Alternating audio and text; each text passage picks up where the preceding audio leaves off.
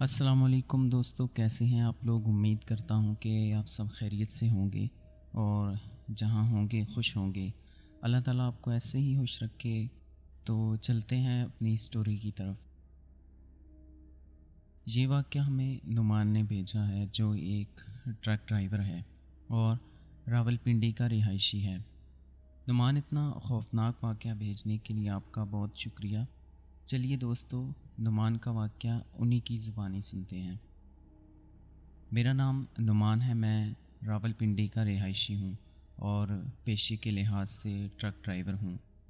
ये वाक़या दिसंबर सन 2001 का है। एक भाई ने मेरा ट्रक बुक करवाया।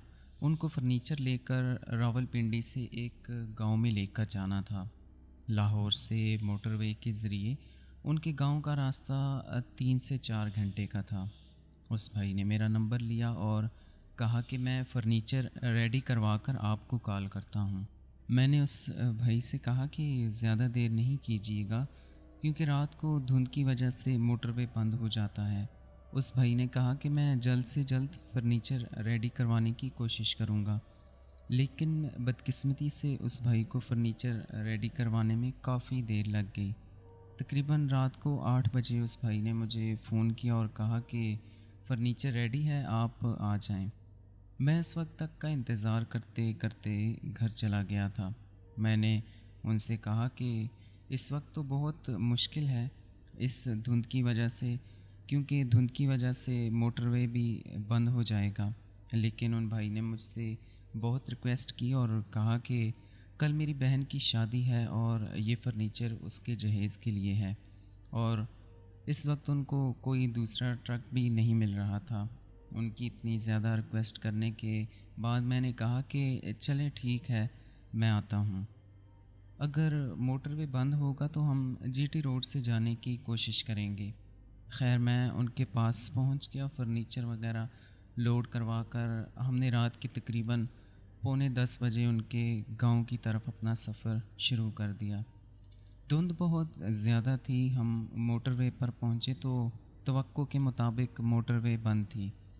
लिहाजा मैंने अपना ट्रक जीटी रोड की तरफ मोड़ लिया और उनके गांव की तरफ जाने के लिए जीटी रोड पर रवाना हो गए। जीटी रोड के ज़रिए उनके गांव का सफ़र 6 से 7 घंटे का था, यानी अब हमें और ज़्यादा लंबा सफ़र तय करना था।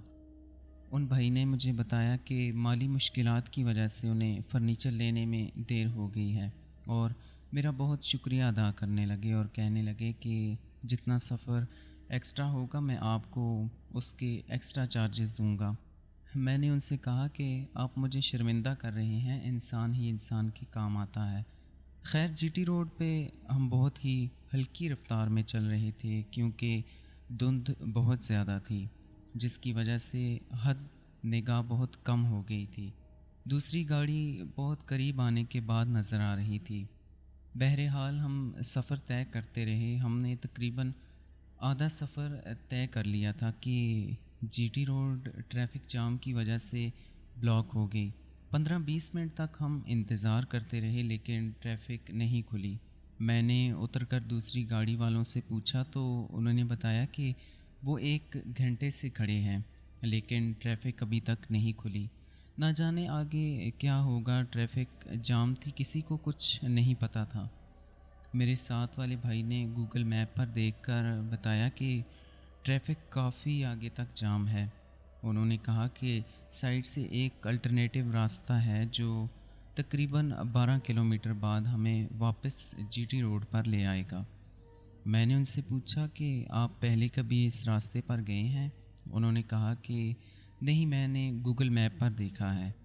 मैंने उनसे कहा कि पता नहीं उस अल्टरनेटिव रास्ते पर सिग्नल हो या नहीं। अगर सिग्नल नहीं हुए और गूगल मैप नहीं चला तो हम कैसे आगे का रास्ता तय करेंगे।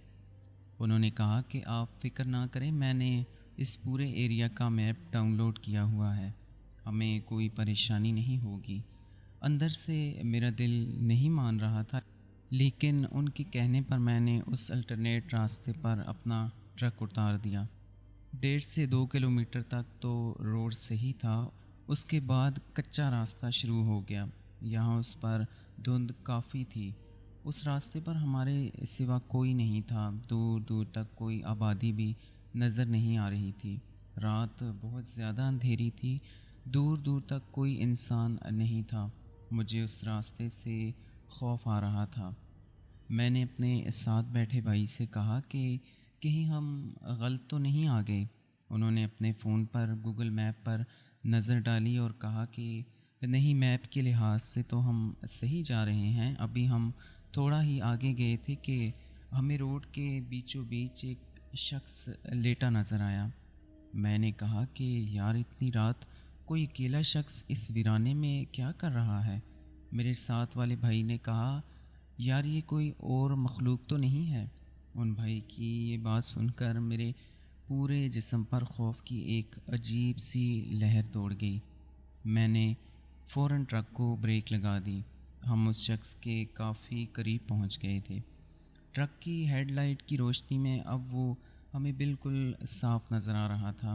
اس کے ارد گرد کافی خون جمع تھا اور قریب ہی ایک ٹورسٹ بائک بھی گری ہوئی تھی۔ میں نے کہا نہیں یار، ایسا لگ رہا ہے کہ اس بیچارے کا ایکسیڈنٹ ہو گیا ہے اور شاید خون زیادہ نکلنے کی وجہ سے یہ بے ہوش ہو گیا ہے۔ چلیے چل کر اس کو دیکھتے ہیں۔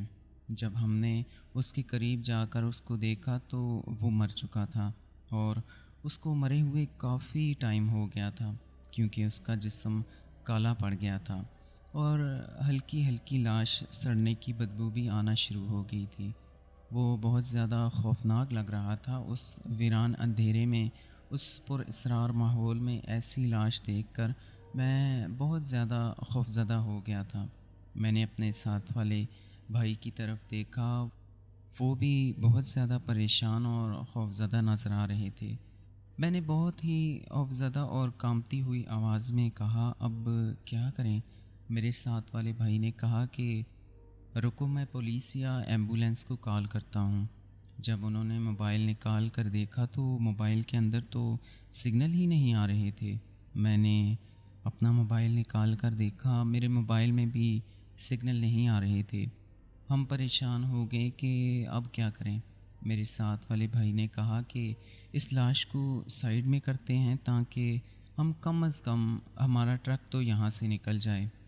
جی ٹی روڈ پر پہنچ کر جب سگنل آ جائیں گے تو پھر پولیس کو اطلاع کر دیں گے، یا کوئی راستے میں تھانہ وغیرہ آیا تو وہاں اطلاع کر دیں گے۔ میں نے کہا کہ میں تو اس لاش کو ہاتھ نہیں لگاؤں گا، مجھے تو اس سے بہت زیادہ خوف آ رہا ہے، اور اگر ہم اس پر ہاتھ لگائیں گے تو ہمارے فنگر پرنٹس بھی اس پر آ جائیں گے۔ تو میرے ساتھ والے بھائی نے کہا کہ ایسا کرتے ہیں، سوکھے ہوئے درخت سے لکڑیاں توڑ لیتے ہیں، لکڑی سے اس لاش کو سائڈ پر کر دیتے ہیں تاکہ ہم یہاں سے آگے تو جا پائیں۔ میں نے کہا ٹھیک ہے، لکڑی کو کسی کپڑے سے پکڑ لیں گے۔ بڑی مشکل سے ہم نے اس لاش کو سائڈ میں کیا۔ مجھے ایسا لگ رہا تھا کہ وہ لاش مجھے دیکھ رہی ہے اور مجھے بہت زیادہ خوفناک طریقے سے گھور رہی ہے۔ مجھے بہت زیادہ خوف آ رہا تھا، شاید بتانے میں اتنا خوف محسوس نہیں ہو رہا ہو، لیکن آپ یقین جانیں وہ اندھیری رات، ویرانہ، دور دور تک کوئی بندہ نہ بندے کی ذات، اور اوپر سے ایسی خوفناک لاش کا مجھے اس طریقے سے گھورنا، خوف کے مارے میرا پورا جسم اندر تک لرز رہا تھا۔ اس لاش کو سائیڈ میں کرتے ہی میں فوراً جا کر ٹرک میں بیٹھ کر ٹرک کو سٹارٹ کر کے فل سپیڈ میں ایکسیلیٹر دیا تاکہ جلد از جلد اس خوفناک لاش کے پاس سے آگے گزر جاؤں۔ جب یہ لاش پیچھے رہ گئی تو میرے دل کو تھوڑا سکون آیا، لیکن تھوڑا آگے جاتے ہی ٹرک ایک جھٹکے کے ساتھ رک کر بند ہو گیا۔ مجھے ایسا لگا جیسے ٹرک کے ساتھ میرا دل بھی بند ہو گیا۔ بہت زیادہ کوشش کے باوجود بھی ٹرک دوبارہ سٹارٹ نہیں ہو رہا تھا۔ میں نے اپنے ساتھ والے بھائی سے کہا کہ رکے، میں انجن دیکھتا ہوں، یہ ٹرک ایسے کیسے بند ہو گیا؟ آج تک ایسا کبھی نہیں ہوا۔ ابھی میں نے یہ بولا ہی تھا کہ ٹرک پر کسی نے زور سے دستک دی۔ میں نے کھڑکی سے باہر جا کر دیکھا، کوئی نہیں تھا۔ اتنے میں دوسری طرف سے بھی بہت زور سے دستک ہوئی، جیسے کوئی بہت زیادہ بھاری ہاتھ زور زور سے ٹرک پر مار رہا ہو۔ میرے ساتھ والے بھائی نے مجھے دروازے سے جا کر باہر دیکھا، لیکن اس طرف بھی کوئی نہیں تھا۔ ہم دونوں بہت زیادہ خوفزدہ ہو گئے تھے۔ ہم بس ایک دوسرے کی شکل دیکھ رہے تھے، ہم سے خوف کی شدت کی وجہ سے بولا بھی نہیں جا رہا تھا۔ پھر اچانک سے ہمارا ٹرک زور زور سے ہلنا شروع ہو گیا۔ ایسا لگ رہا تھا کہ جیسے کافی سارے لوگ ایک ساتھ مل کر ہمارے ٹرک کو ہلا رہے ہیں۔ ہم بے ساختہ ٹرک سے نیچے اتر گئے۔ ہمارے نیچے اترتے ہی ٹرک ہلنا بند ہو گیا۔ میں نے کانپتی آواز میں کہا، یار یہ کیا تھا؟ کہیں کوئی جانور تو نہیں تھا؟ میرے ساتھ والے بھائی نے کہا، یار اتنا زیادہ طاقتور جانور کون سا ہو سکتا ہے جو پورا ٹرک ہلا دے؟ خیر، ضرور یہ کوئی غیر مرئی مخلوق ہے۔ ایسا کرتے ہیں، ٹرک سے تھوڑا دور ہٹ کے دیکھتے ہیں کہ کون ہے۔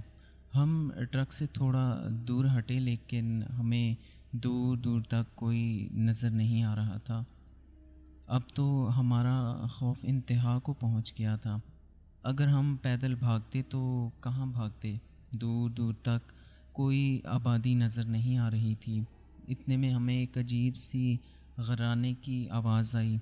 جب ہم نے غرانے کی آواز کی طرف دیکھا تو وہی لاش جس کو ہم تھوڑی دور پہلے سائیڈ میں کر کے آئے تھے، وہ حیرت انگیز طور پر اٹھ کر کھڑی ہو گئی تھی اور انتہا انتہا سے زیادہ خوفناک آوازیں نکالتی ہوئی خوفناک انداز میں ہماری طرف پڑ رہی تھی۔